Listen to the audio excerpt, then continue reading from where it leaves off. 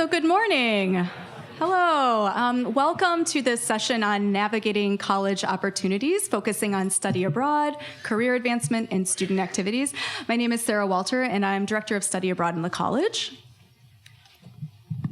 Hello, my name is Meredith Daw, and I'm the Director of Career Advancement. And good morning, my name is Sarah Cunningham, and I'm the Senior Director for Student Life. So thank you so much for joining us on this beautiful sunny day. Hope you're enjoying your weekend so far, beginning of the week. I think I speak for Meredith and Sarah when I say that we're really happy to be able to talk to you together because our offices do so often work in partnership as we help your students both identify and pursue enriching opportunities beyond the on-campus classroom. So this is a busy and exciting and exhausting time of year for you and your students. And one thing we want to say at the outset is that as you take in the many possibilities, please be reassured that not everything needs to be decided right away. We really encourage students to take full advantage of the flexibility that comes with this rich liberal arts environment and to know that through early planning conversations, our offices can help them really establish their priorities and identify a planning timeline that meets their needs. So that's what we kind of wanted to talk with you about today is how to go about those early planning conversations so you can work with your students. And I also want to mention that all of this information will be communicated directly to your students as well, so you are not the only bearers of this information. Separately, this session's being recorded, so it will be available on the parents' website if you'd like to review any of it.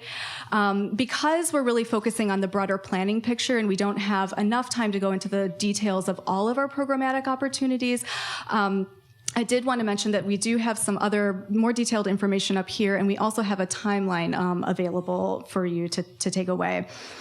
I should mention that during Family Weekend, which is October 24th through 26th, our offices will be holding standalone sessions where we do dive into the nuts and bolts of all of our programmatic offerings. That's also an opportunity for you to get to meet faculty, participate in mini courses, so we hope you'll be able to return and visit us for that time as well. Now, one thing we want to mention at the outset is that these opportunities really do work in partnership with the college curriculum and the broader academic experience at the University of Chicago.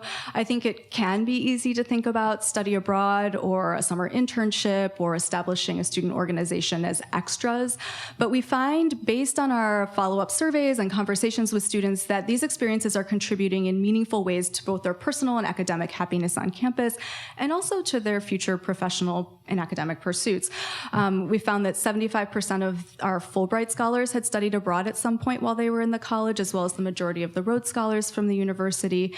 And students who have had 2 or more substantive summer experiences are more likely to graduate with specific career plans, something I'm sure that's music to your ears. Students similarly who are involved in organizations here on campus are developing important critical skills, communication, budgeting, conflict management, learning how to motivate a group of people toward a goal. So all really valuable and practical skill sets.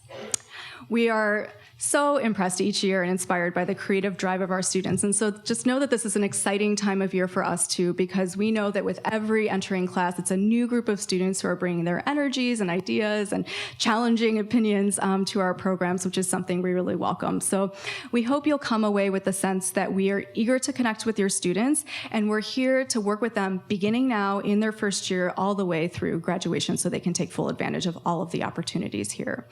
So I will turn things over now to Meredith, who can talk about first-year career planning.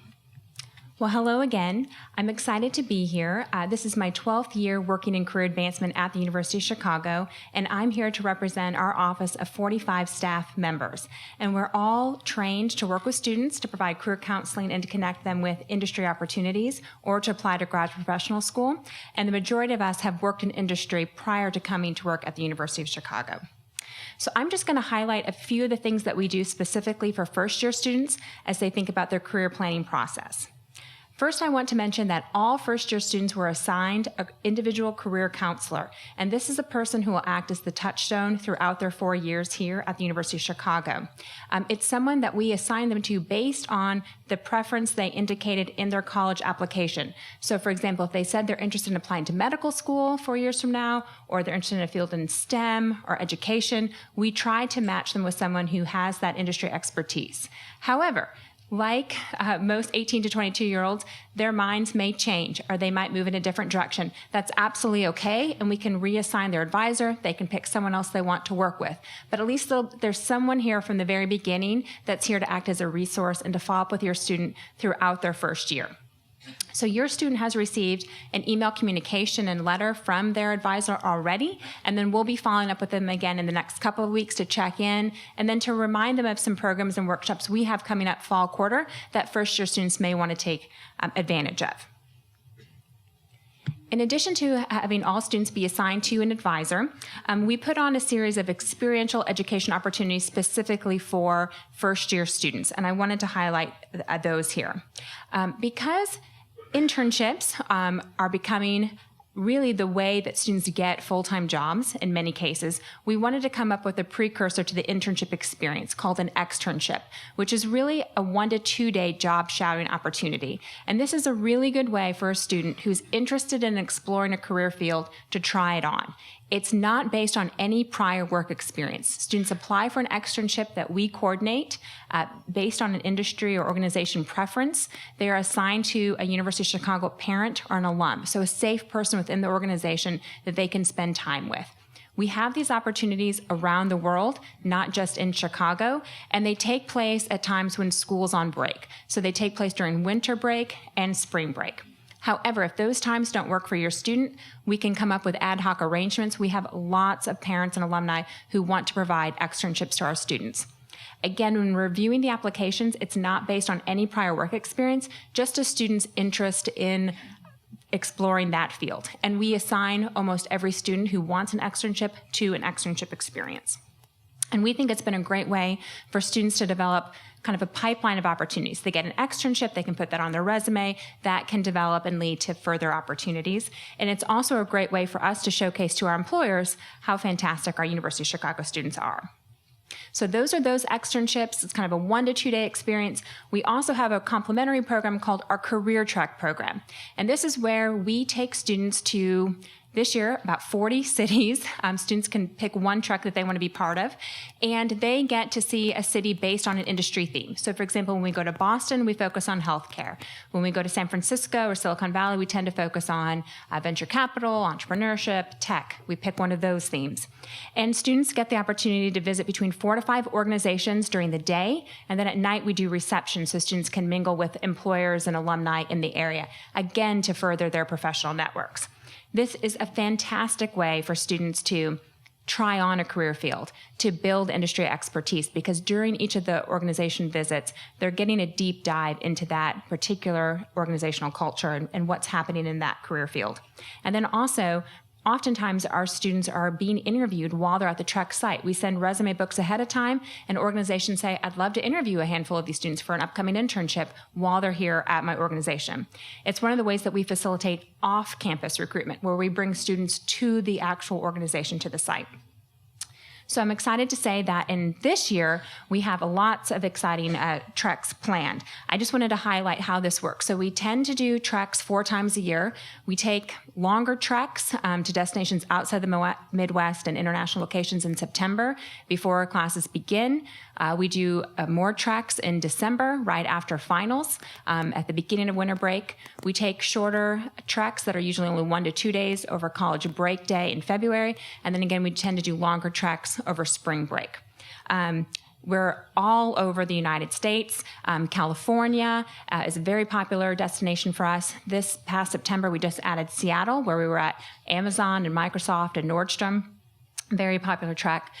Texas, we're in Houston and Dallas and Austin, really trying to grow the pipeline of opportunities there. We're in the Midwest, in Minneapolis, Columbus, Cincinnati, Detroit, St. Louis. We have so many Midwestern employers who are excited to connect with UChicago students. And then all along kind of the northeastern corridor from Boston all the way down. And then we're really developing North Carolina. So for this year, for the first time over spring break, we're going to the Research Triangle. And then we're hoping to add Atlanta. And I'm going to Atlanta in October to start building up all of those employer site visits. And then, in addition to all of our domestic treks, we go abroad. So we tend to alternate between Santiago, Chile, which is the Silicon Valley of Latin America, and Sao Paulo, Brazil.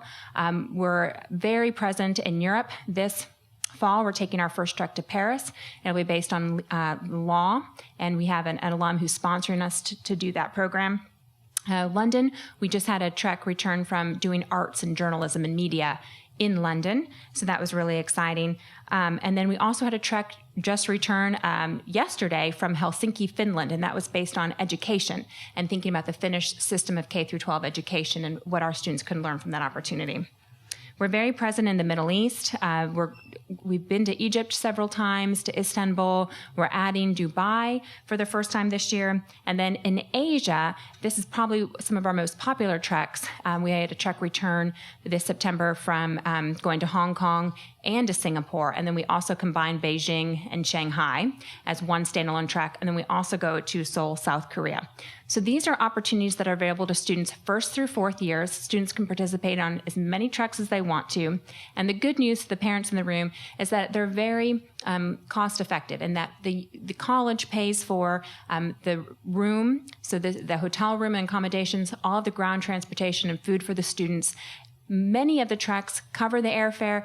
If they do not, and if it's a particular trek that doesn't cover it, then, and a student has need, we will cover the cost of the airfare. So we're trying to give these opportunities to students to make the most of their experience and to help them think about their professional next steps. Okay. So in addition to those experiential education opportunities like externships and our treks, we have a series of career programs. I'm going to let Sarah help me with that, with our AV equipment. So disregard that the slide may come down in a minute when the computer turns off. We have a series of programs that we put in place for first years. And what we do is we kind of corral all the first year students, because we do these programs over dinner and we close down the dining hall. So students have to come to these programs. All of the resident heads and RAs escort the students to these programs, so we get great turnout. We do them in partnership with our office and the college and ORCSA, Sarah's office, and they're really focused on helping students think about those major milestones that they need to accomplish in their first year, like exploring their strengths, which I'll let Sarah talk about during her portion of the presentation. College Resume Ready is when we work with all first-year students to develop their collegiate resume. How do they transform their high school resume into a college-level resume? We walk them through those steps, we give them a template, and then we have staff and upper-class students there to assist the students. We have summer strategies in January. So right when your students come back to campus and they've heard from their parents over break, what are you going to be doing this summer? We then do summer strategies. And that's when we're helping them think about how to make plans for the summer, how to secure an internship, how to get a research opportunity during the summer months. And those programs are really successful in helping students to find internships. And then we kick off the spring quarter by doing kind of a finer points program, which is now that a student secured an opportunity for the summer months, how do they make the most of that opportunity? How do they put a good professional foot forward? Because for many of them, this will be their first professional experience. So in addition to those programs specifically for first years, their assigned career counselor, we have a series of pre-professional resources called UChicago Careers in Programs. And these programs were designed to help complement the rich liberal arts education experience here at the University of Chicago. So each of these programs is led by a dedicated industry specialist that has significant work experience in the field. And this person is leading a team of individuals to support your students. And they put on regular workshops, they put on supplementary classes, so things like financial valuation workshops, Excel workshops, to help your student make the most of their upcoming internship or full-time job, to make them as competitive as possible in the marketplace. These programs also have a relationship with our graduate professional schools on campus. So for example, our public and social service program has a partnership with Harris, our School of Public Policy, and SSA, social work. Our business program has a very strong partnership with the business school next door. So it's the Booth MBA students who are mentoring our undergraduate students. It's the Booth faculty who are teaching the 3 required Booth courses that students in this program need to take. So we're really leveraging the great graduate professional schools that we have on campus for each of these 8 programs. And these programs are really meant to be fluid. Many students get involved in their first year. Some students don't get involved until their last year. They have many on and off ramps. So when students are ready and they've decided that they've picked a field that they want to explore further, they can participate. But we also have this nice team of general career counselors that are here to help students figure out what it is that they want to do. And these teams work hand in hand to help students have a seamless experience. Okay, so what you can't see is the slide behind you, which is talking a little bit about what students from the class of 2017 did during their summer. And I think as parents, this is something that you might be interested in. So the majority of students, about 37% of first years, do have a paid substantive summer experience through an internship.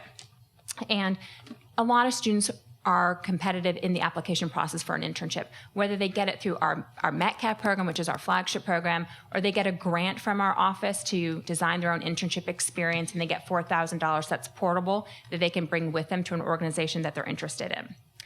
The next largest size of a population is doing research. And because so many of our students are interested in the STEM fields or the medical fields, many of them choose to stay on campus and work in a research opportunity, or to work at one of our national laboratories, like the Marine Biological facility that we have, MBL, or Argonne or Fermi here in the Chicagoland area.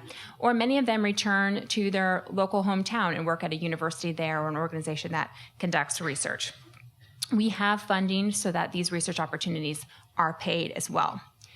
The next largest group of students, about 19%, do participate in some type of seasonal work. So that's their camp counselor, they're going home to become a lifeguard, going back to that job that they might have had in high school, but for them, returning to their hometown and having maybe a lower key summer is very important.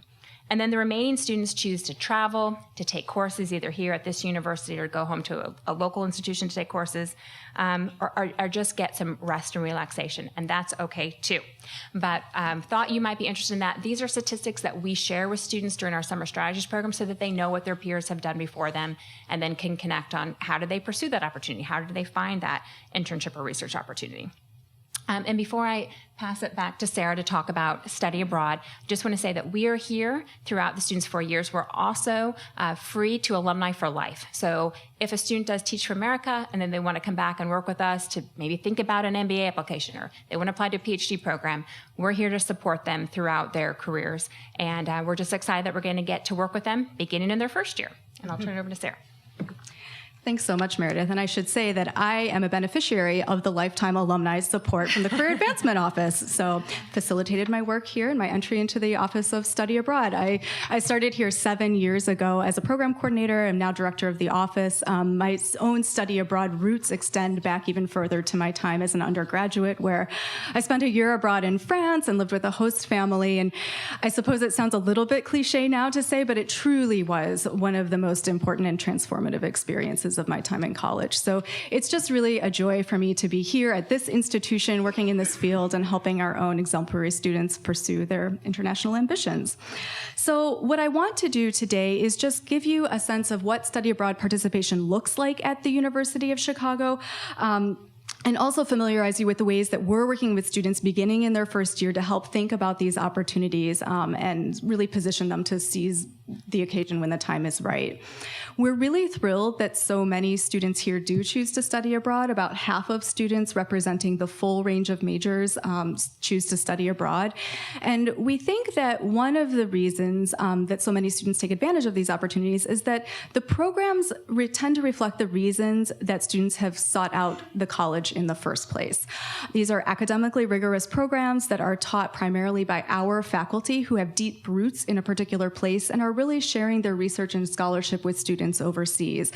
And I think in an institution like the University of Chicago that's so competitive, students work extremely hard to get here. We know that their time here is relatively short and they guard these quarters jealously. So the fact that we are not asking them to take a break from the university to study abroad has been, I think, a really compelling message for them. I also just wanted to mention that as students participate in study abroad, they remain enrolled in the college, which is a wonderful thing because they know that the courses, credits and grades will automatically appear on their transcripts. We try to be as transparent as possible in terms of letting students know from the outset as they apply to programs how those courses will meet either general education, major, minor requirements. It also means that financial aid carries over to study abroad costs, so students know what it will cost at the stage of application.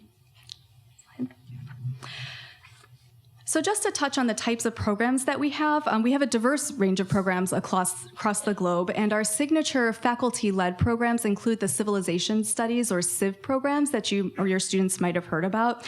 So in these programs, about 24 students are traveling internationally with a group of 3 University of Chicago faculty whose work lies in that particular place, and they're pursuing the history of that civilization, ancient, medieval, modern.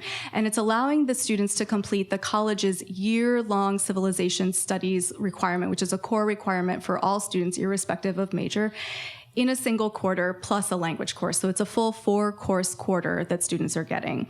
We now have civilizations programs in 17 different locations worldwide, including at our newest university center in Hong Kong. So we'll be launching a program there this spring, which we're really excited about. Beyond the CIV, our faculty also teach programs that focus on a particular subject area. We call these thematic programs, but they could be in biological sciences, the humanities, social sciences. We have an advanced math program. The basic philosophy of these programs is the same. It's that faculty have deep roots in a particular international place, are excited to kind of resituate the curriculum on campus and take advantage of current museum exhibits, scholars that they have connections to, cultural events, lead students on excursions to really enhance the academic experience beyond the classroom. The newest thematic program that we're starting will take place this spring in Vienna. It's a program focusing on human rights and will be taught by the faculty leaders of the human rights program on campus. So we're excited to be able to continue to add to these programs in response to both faculty interest in teaching them and to student demand. We also have a series of direct enrollment opportunities, so the type of program that I did as an undergraduate, where students would spend up to a year abroad taking courses at one of our partner institutions. At the fair yesterday, I spoke with a number of students and parents who were interested in opportunities in Great Britain, for example, at the London School of Economics or at Cambridge or Oxford. So we do have relationships with a number of these universities across the globe. And the idea is that typically in those programs, students are pursuing an institution where their subject is addressed in a really compelling way. So usually it's the undergraduate chair of their major who said, you're interested in studying this particular theme. I have faculty connections at this institution. It might be a really interesting way for you to spend all or part of your third year. And I just wanted to also touch on the university's global centers. So one of the reasons that we've been able to expand rather readily our suite of study abroad offerings for undergraduates is that the university has invested in centers in a number of interesting places. So we have a center in Paris, one in Beijing, a center in New Delhi, and then the forthcoming center in Hong Kong that will open this year. The center in Paris just celebrated its 10th anniversary. It now hosts approximately 250 undergraduates every year in 15 different multidisciplinary programs. So it really is a mini Chicago campus abroad. The center in Beijing opened 4 years ago and hosts 2 programs during the academic year, plus an intensive Mandarin language program in the summer.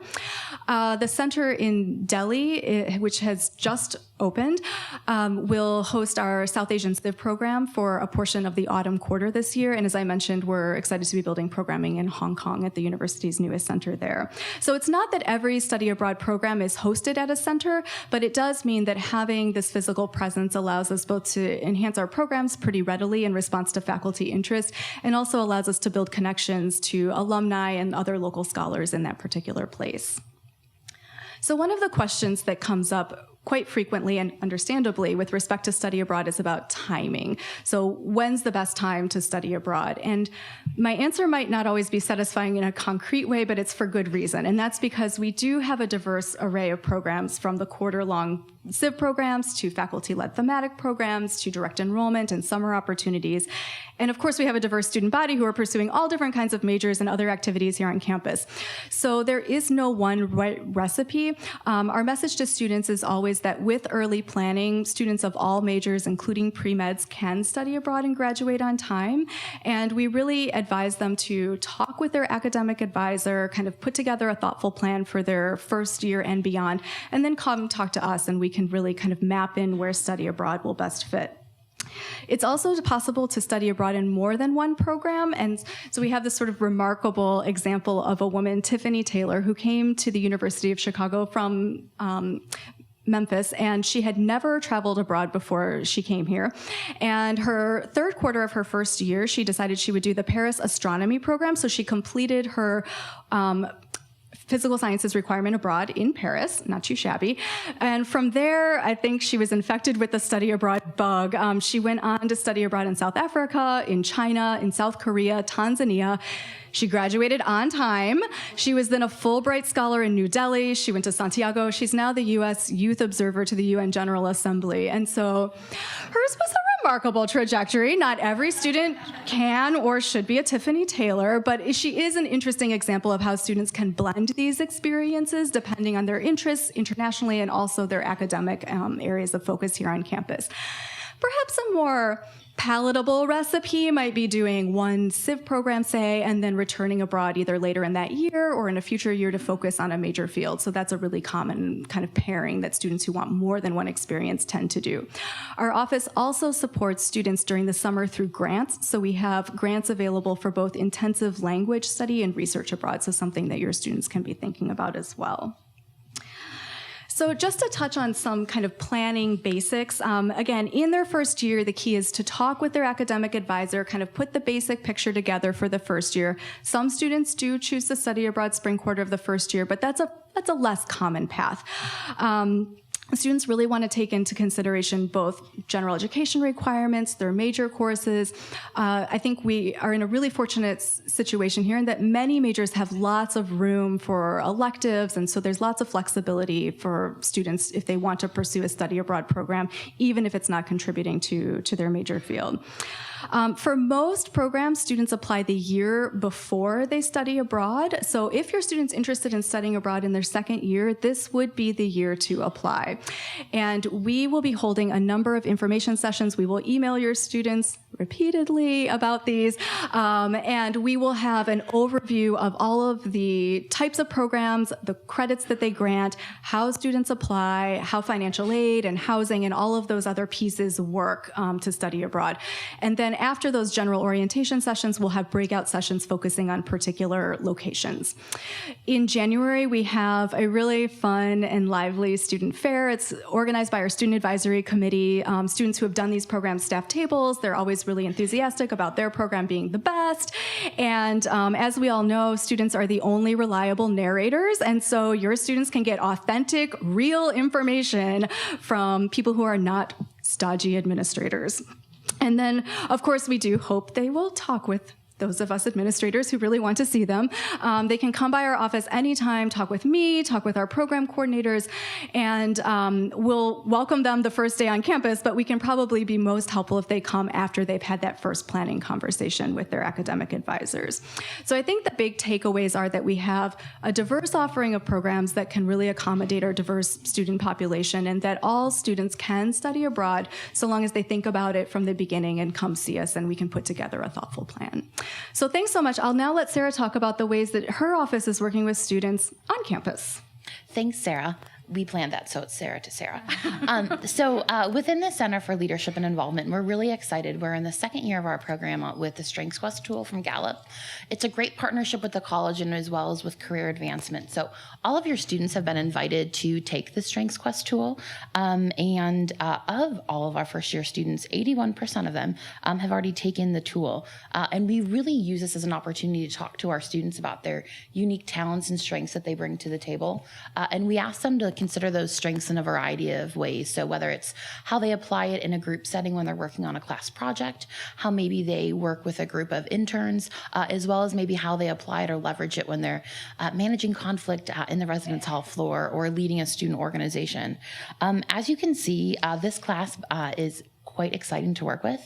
The top 5 strengths are learner, input, achiever, intellection, and strategic. So we are excited for some challenging questions, some great problem solvers, and some very innovative ideas that will probably help us push the boundaries of campus life here every day.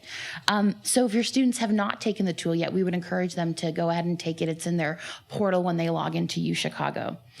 So this is just one example of a number of leadership offerings that we offer through the UChicago Leads brand.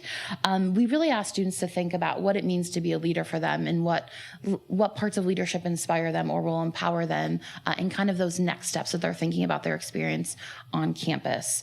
We offer a number of workshops throughout the year to really help them delve into their strengths and develop confidence and comfort in talking about it. So we focus on issues with team dynamics, communication, conflict management, as well as how they're leveraging their strengths and applying it to their academic fields of interest. In addition to the strengths program, we bring in a number of speakers throughout the year to kind of spark passion or innovation in our students around areas of leadership that they're interested in, as well as with a strong focus and commitment with support of the college to communication skills. So that way our students are confident and comfortable presenting presentations in their coursework or interviewing in an interview. Multiple opportunities to develop practice and get feedback around communication skills are heavily important.